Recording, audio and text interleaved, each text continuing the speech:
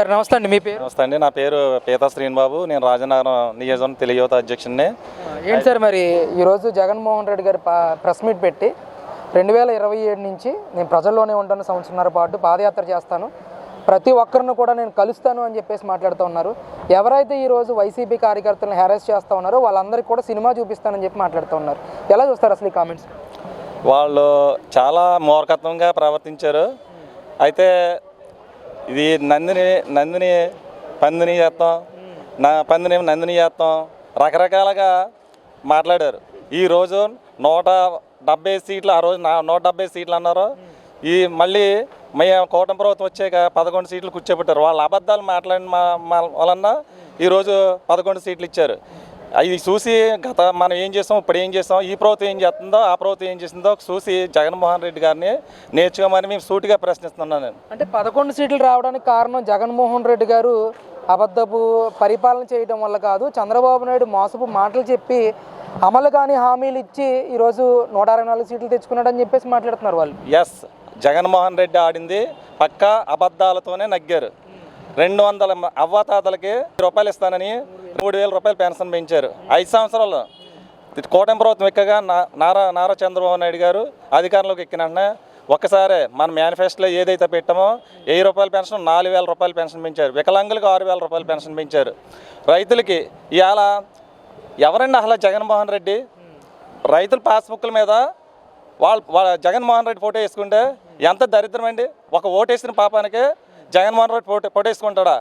ఇవాళ అందుకే రాష్ట్ర ప్రజలందరూ రైతులు కూడా బుద్ధి చెప్పారు, 11 సీట్లు ఇచ్చారు. ఇదంతా కూడా రైతులను మోసం చేశాడు చంద్రబాబు.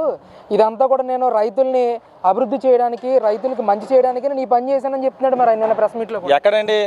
ఇవాళ చంద్రబాబు నాయుడు గారు 2014-19లో అమరావతి నిర్మాణం 33 ఎకరాలు రాజధాని తీసుకుంటే ఆ రాజధానిని ఏమీ లేకుండా ఒక ఇటుక కూడా కట్టకుండా నాశనం చేశాడు. ఇదే ప్రభుత్వం కూటమి ప్రభుత్వం వచ్చాక మళ్ళీ 34 ఎకరాలు తీసుకుండి సేకరించి ఎక్కడైతే ఏ భవనాలు ఉన్నాయో అన్ని భవనాలు కూడా అక్కడ నిర్మాణం జరుగుతుంది.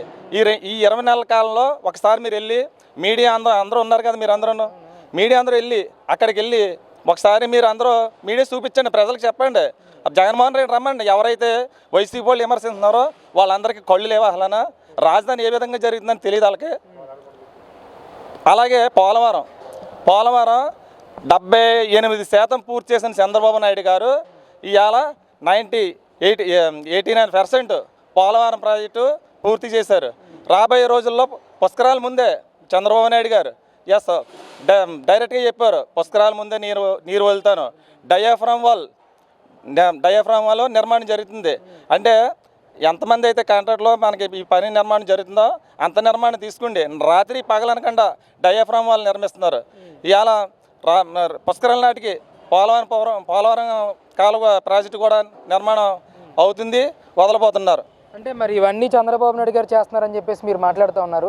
జగన్మోహన్ రెడ్డి గారు ఏమో గతంలో నేను చేసిన పనుల్ని ఈరోజు చంద్రబాబు నాయుడు క్రెడిట్ చోరీ చేసి నేనే చేశానని చెప్పుకున్నాడని చెప్పేసి ఆయన మాట్లాడుతూ ఉన్నారు. ఎస్, మీరు బాగా అడిగారు పాయింట్.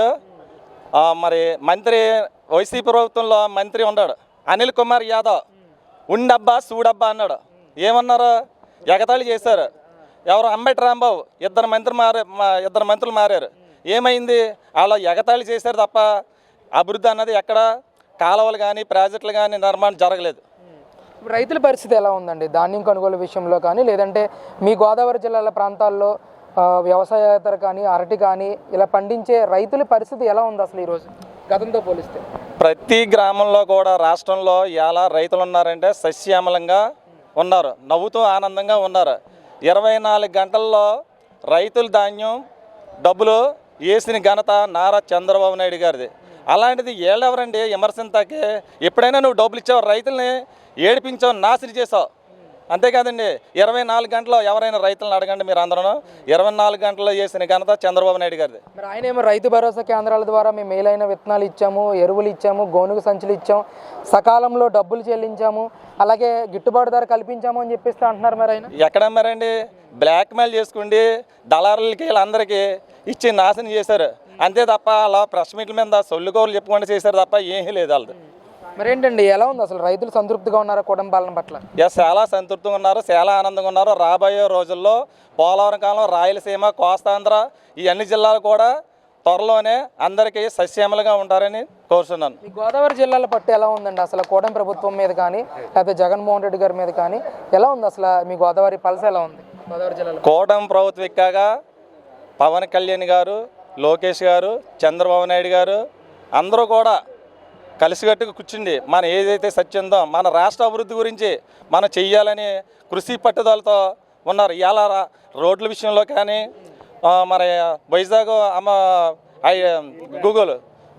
గూగుల్ కానీ అలాగే ఏ జిల్లాలో అయితే ఎన్ని పరిశ్రమలు స్థాపించాలి అన్ని జిల్లాల్లో కూడా ఇవాళ పరిశ్రమలు స్థాపిస్తున్నారు. అలాగే ఇవాళ దావోస్ చంద్రబాబు నాయుడు గారు దావోస్ వెళ్ళి పరిశ్రమలు తీసుకొచ్చి మన రాష్ట్రంలో పెట్టుబడులు పెట్టాలని కృషి చేస్తున్నారు. మరి ఇదంతా పబ్లిసిటీ స్టంట్ అంటున్నారు. దావోస్ వెళ్ళినా, ఆస్ట్రేలియా వెళ్ళినా, కెనడా వెళ్ళినా కూడా వీళ్ళు డబ్బులు దాచుకోవడానికి వెళ్తున్నారని అంటున్నారు వీళ్ళు. మన కోడిగుడ్ల మంత్రి మీరే అన్నారు.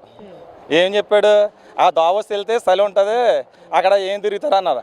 70 సంవత్సరాలు ఉన్న వయసు వ్యక్తి ఇలా దావోస్ వెళ్తున్నాడంటే మన హర్షించదగ్గ విషయం. ప్రజలందరూ అక్కడికి వెళ్ళి చలికాలంలో కూడా 70 సంవత్సరాల వయసు ఉన్న వ్యక్తి అక్కడ పర్యటిస్తున్నారంటే పరిశ్రమలు మన రాష్ట్రానికి డెవలప్మెంట్ అవ్వాలని చేస్తుంటే ఇవాళ ఎగతాళి చాలా సిగ్గు లేకుండా మాట్లాడుతున్నారు వాళ్ళు. అంటే ఇదంతా ప్రజలు చూస్తున్నారంటారా?